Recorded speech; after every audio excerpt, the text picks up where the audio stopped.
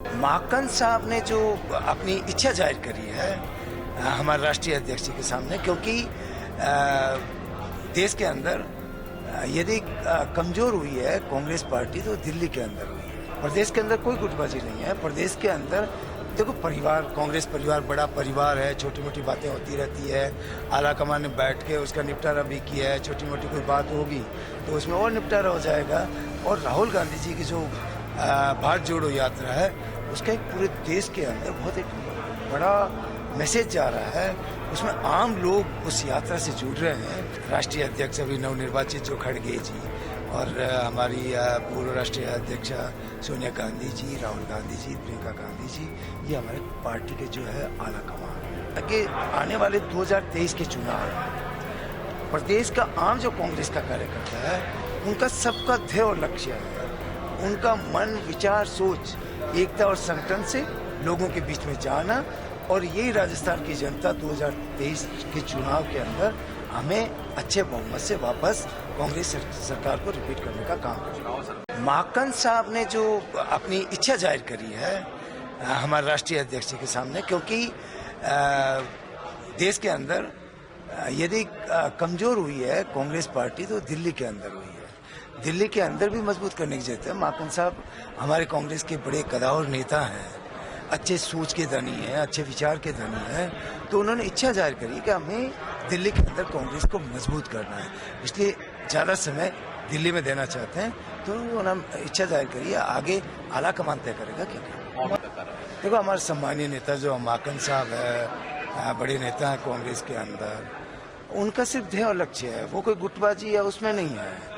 प्रदेश के अंदर कोई गुटबाजी नहीं है। प्रदेश के अंदर देखो, परिवार, कांग्रेस परिवार बड़ा परिवार है, छोटी मोटी बातें होती रहती है। आला कमान ने बैठ के उसका निपटारा भी किया है। छोटी मोटी कोई बात होगी तो उसमें और निपटारा हो जाएगा। और राहुल गांधी जी की जो भारत जोड़ो यात्रा है, उसका एक पूरे देश के अंदर बहुत एक बड़ा मैसेज जा रहा है। उसमें आम लोग उस यात्रा से जुड़ रहे हैं, क्योंकि उस यात्रा का मकसद और तात्पर्य और जो लक्ष्य है वो यह है कि देश के अंदर जो डेमोक्रेसी, जो लोकतंत्र और प्रजातंत्र है, वो आज खतरे के अंदर है। मोदी जी ने जिस तरीके से लोकतंत्र पर कुठाराघात करने का काम किया है, उस लोकतंत्र को सशक्त और मजबूत कर उसको बचाना जरूरी है। राहुल गांधी उसी संदेश को लेकर निकले हैं। चाहे हमारी एकता और संगठन की बात करूं, चाहे धर्म से, जाति से हम ऊपर के राजनीति करें, पूरे देश के अंदर एक सौहार्दपूर्ण वातावरण तैयार करना है। और भारतीय जनता पार्टी जिस तरीके जाति और धर्म की बात कर रही है, हिंदू और मुस्लिम की बात कर रही है, हिंदू और मुसलमान को आपस में लड़ाने की बात कर रही है, ये हम कतई नहीं होने देंगे। राहुल गांधी उसी संदेश को लेकर और गांव-गांव, ढाणी-ढाणी रोड पे करीब 3,500 किलोमीटर एक से कन्याकुमारी से लेके और जम्मू कश्मीर तक जाना जाएंगे। वही संदेश देकर उससे एक पूरे देश के अंदर एकता और संगठन का माहौल होगा और इस लोकतंत्र को मजबूती मिलेगी। उसी संदेश को लेकर जा रहे हैं। कांग्रेस का आम कार्यकर्ता, कांग्रेस का आम किसान हो, चाहे मजदूर हो, चाहे कांग्रेस का जो देश का जवान हो, वो सारे मजबूती के साथ में उस यात्रा के सपोर्ट कर रहे हैं, यात्रा के साथ में लगे हुए हैं।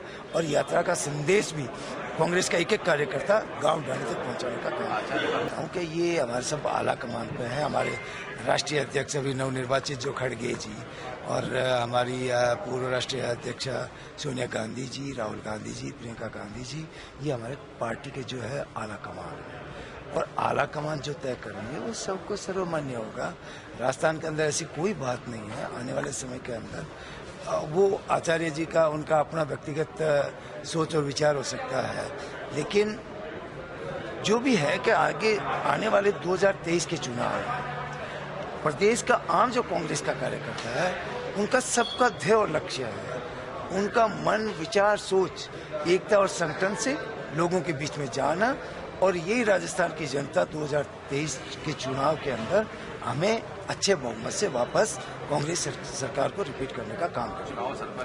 देखो, कांग्रेस किसी भी सीएम के उम्मीदवार का चेहरा लेकर कभी चुनाव आज तक लड़ा नहीं। विधानसभा के 2023 के चुनाव है, हम सब लोगों का ध्येय एक है।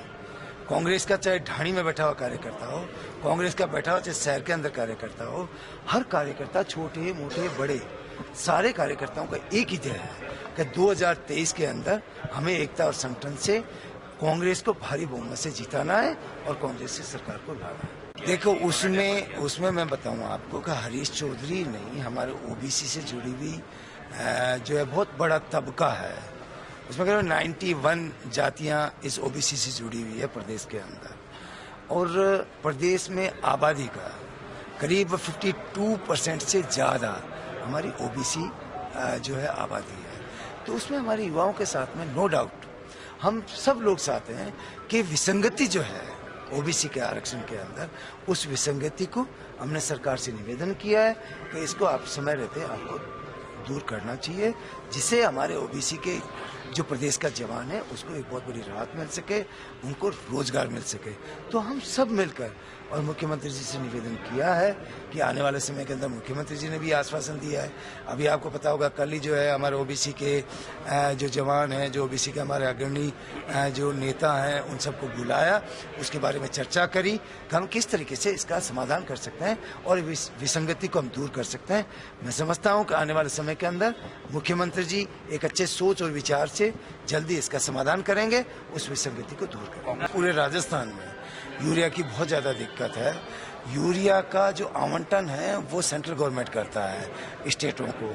उसमें हमारा स्टेट जो है जिस तरीके से केंद्र में बैठी हुई भारतीय जनता पार्टी की सरकार और हमारे देश के प्रधानमंत्री मोदी जी जिस तरीके से कटुता और द्वेषतापूर्ण राजनीति कर रहे हैं, क्योंकि राजस्थान में जो है हम हैं, कांग्रेस की सरकार है, तो कांग्रेस की सरकार होने से वो एक द्वेषता और कटुता की राजनीति कर रहे हैं। जो हमारा आवंटन है, जो हमारा कोटा है, उसके तहत समय पे हमें आवंटन नहीं कर रहे हैं। आपको 4 दिन पहले हमने पीएसए को भेजा, प्रिंसिपल सेक्रेटरी को, एग्रीकल्चर को, जयपुर के अंदर। वहाँ बैठ के हमने बात करी, उन्होंने आश्वासन दिया है और बार बार हमारी सरकार जो है केंद्र सरकार को लिख रही है कि किसान को जिस तरीके से कोटा, टोंक संभाग की बात करें, आज टोंक जिले की अपन बात करें, टोंक जिले के अंदर आज निवाई में मैं अभी रुका था किसानों के बीच में, इंडस्ट्री से जुड़े हुए हमारे उद्यमी साथी से उनके बीच में, क्योंकि इस इलाके के अंदर सरसों की फसल जो है ना कैश क्रॉप है, बहुत बड़ी तादाद में फसल होती है। उस सरसों की जो है ना सोइंग भी जो है ना अर्ली हुई, तो उनको आगे पानी का टाइम आ गया, उनको यूरिया चाहिए, यूरिया देने के बाद में जो है ना पानी लगेगा, तो उसमें किसानों की समस्याएं बिल्कुल वाजिब है। और वो बात मैंने अभी गाड़ी के अंदर संबंधित अधिकारियों से मैंने बात करी है, करीब 1500 टन हमारे टोंक जिले को आवंटन हो तुरंत 1 या 2 दिन के अंदर, तब हमारा किसान जो है ना काफ़ी मदद हो सकती है और हमारे किसान की फसल बच सकती है। तो इसमें ये पूरी कोशिश कर रहे हैं कि इनकी जो यूरिया की जो किल्लत है, उस किल्लत को हम कोशिश करके और किसान को समय पे यूरिया पहुंचाने का काम करेंगे।